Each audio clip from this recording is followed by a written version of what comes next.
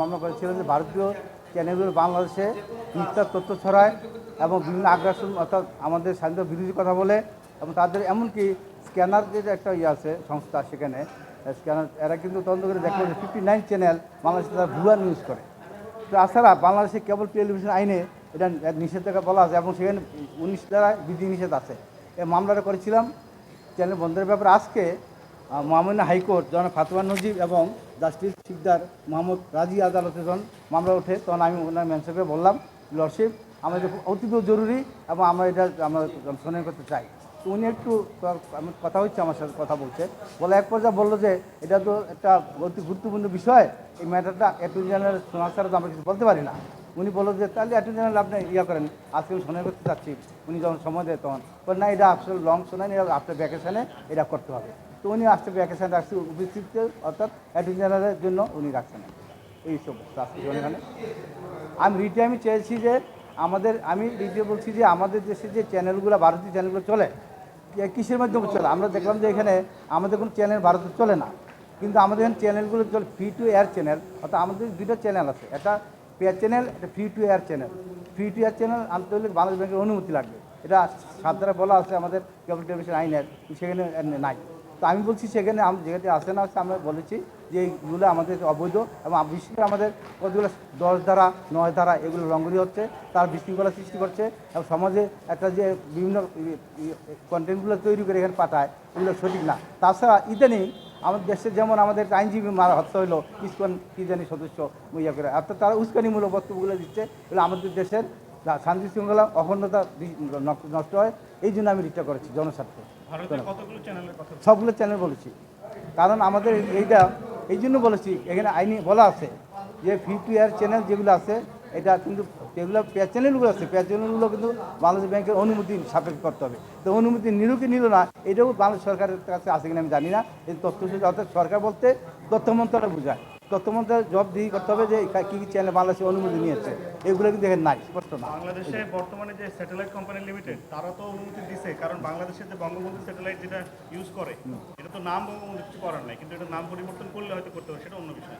আমার প্রশ্ন হচ্ছে, ওইখানে আমি জানি যে 17টা চ্যানেল, ভারতীয় চ্যানেল বাংলাদেশ থেকে মানে টাকা দেয় বাংলাদেশকে, সে ব্যাপারে জানেন আপনি? না, এটা টাকা যে আমি তথ্য নিচ্ছি, কিন্তু এটা বাংলাদেশ ব্যাংকের যে টাকাটা দিচ্ছে, বাংলাদেশ ব্যাংকে টাকা দিতে হয়, বাংলাদেশ ব্যাংকের টাকাটা দিয়ে এটা অনুমতি নিতে হয়। কিন্তু বাংলাদেশ ব্যাংকের এখানে তো স্পষ্ট বলে নেই কোন কোন চ্যানেলগুলো টাকা দিয়েছে এবং 2 বছর পর পর কিন্তু এটা রিনিউ করতে হয়, এটা জানেন। 2 বছর পর পর এটা রিনিউ করার পরে আবার নতুন টাকা দিতে হবে, এগুলো দিচ্ছে কিনা তো আমরা জানি না। সর্বোপরি যে আমরা বলছি যে কথা, সেটা হচ্ছে আমাদের কোনো চ্যানেল এখানে যাচ্ছে না, আর বিজ্ঞাপনগুলো এখানে চলে যাচ্ছে ক্লিনফিট, তারা বলে কিন্তু ক্লিনফিটগুলো কিন্তু তন্ত্রকতা করে সঠিকভাবে এগুলো চলে না, এই জন্য।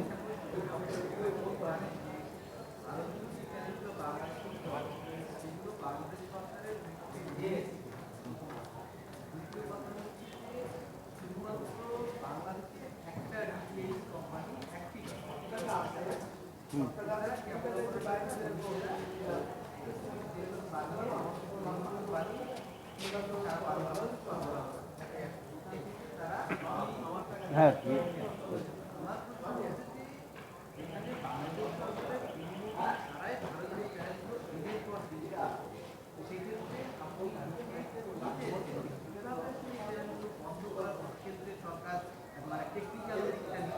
দেখেন, এটা হোল অথরিটি বিটিআরসি মনে করে, যেমন আমি 20 দ্বারা যে বলছি জনস্বার্থে যে কোনো সময় যে কোনোভাবে এটা আংশিক বা সম্পূর্ণ বন্ধ করতে পারে, এই আইনে এটা বলা আছে, আইনটা সে অ্যাপ্লিকেবল হয়।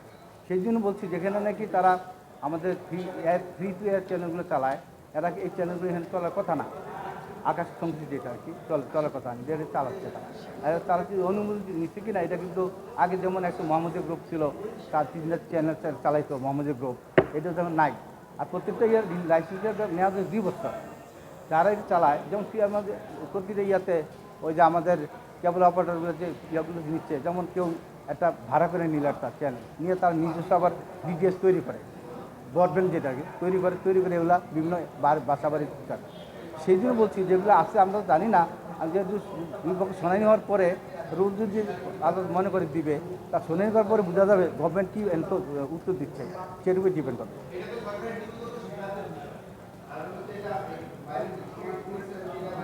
না গভর্নমেন্ট প্রিন্সিপাল না, এটা ঠিক আমি একমত করতে পারছি না। কারণ গভর্নমেন্ট প্রিন্সিপাল এবং নীতি চলে না। গভর্নমেন্ট প্রিন্সিপাল যেগুলো নীতিগত সিদ্ধান্ত চলে না, কিন্তু এটা নাই। যেহেতু আইন করেছে, তারাই 2006 সালে আইনটা করলো, 2010 সালে বিধিমালা করলো। তাহলে বিধিমালার আইন যদি হয়, তাহলে নীতি হয় কীভাবে? এটা প্রিন্সিপাল, গভর্নমেন্ট প্রিন্সিপাল না।